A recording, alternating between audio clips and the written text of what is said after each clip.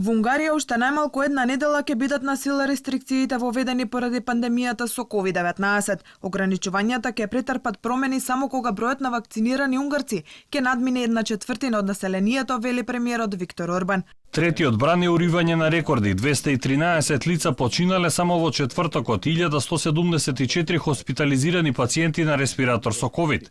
Ова не е моментот да се намалат ограничувањата.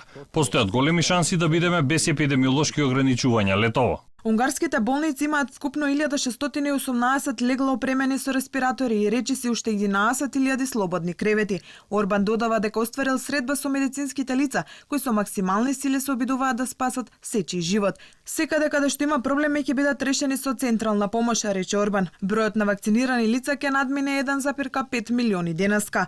Речиси сите доктори и медицинскиот персонал е вакциниран. Се очекува до крајот на следната недела да почне вакцинацијата на студентите по медицина, информира унгарскиот премиер. Бидејќи се планираше да пристигнат 500.000 дози на вакцини AstraZeneca во текот на следните 2 месеци, треба да се набави иста количина источни вакцини за да се задржи првичниот распоред за вакцинација.